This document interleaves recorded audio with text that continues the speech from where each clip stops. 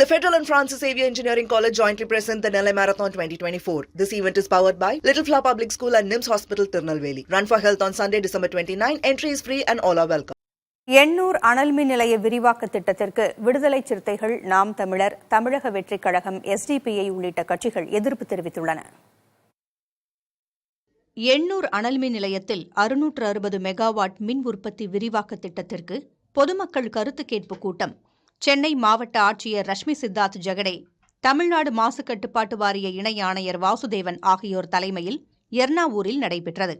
இதில் மாவட்ட சுற்றுச்சூழல் மற்றும் தமிழ்நாடு மாசு கட்டுப்பாட்டு வாரிய பொறியாளர், தமிழ்நாடு மின் உற்பத்தி மற்றும் பகிர்மான கழகத்தின் பொறியாளர், திருவொற்றியூர் சட்டமன்ற உறுப்பினர் சங்கர் உள்ளிட்டோர் பங்கேற்றனர்.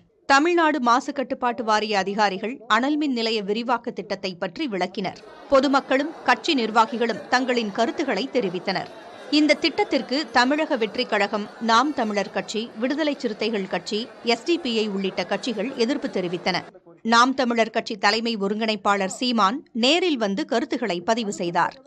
பின்னர் புதிய தலைமுறைக்கு பேட்டியளித்த அவர், சுவாசிக்கும் காற்றை நஞ்சாக்கும் அனல் மின் நிலையத்தின் மூலம் மின்சாரம் தேவையா என்று ஆவேசமாக கேள்வி எழுப்பினார். தாயை கொன்னுட்டு பிணத்து மேல நிக்கிறது வளர்ச்சி இல்லைல்ல, புரியுதா?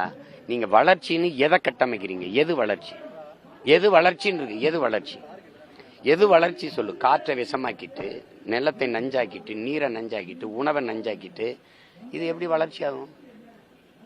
வளர்ச்சி என்பது என்ன? மின்சார உற்பத்தி தேவை, மாற்று இல்லையா? காற்றாலை மின்சாரம் இருக்குல்ல, அங்க போ.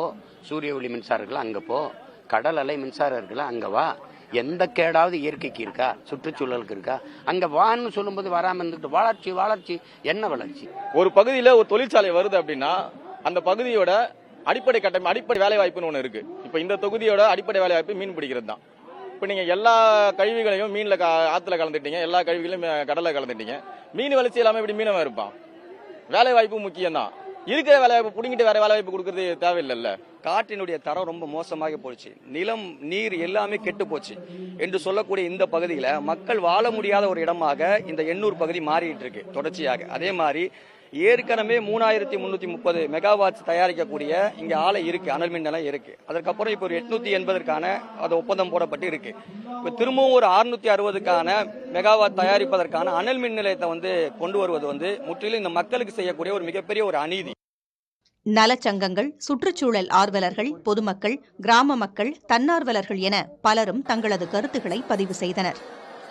புதிய தலைமுறைக்காக ஒளிப்பதிவாளர்கள் மது மற்றும் ஐயப்பனுடன் செய்தியாளர் சுரேஷ்குமார் மற்றும் Ramesh. The Federal and Francis Xavier Engineering College jointly present the Nellai Marathon 2024. This event is powered by Little Flower Public School and NIMS Hospital, Tirunelveli. Run for Health on Sunday, December 29. Entry is free and all are welcome.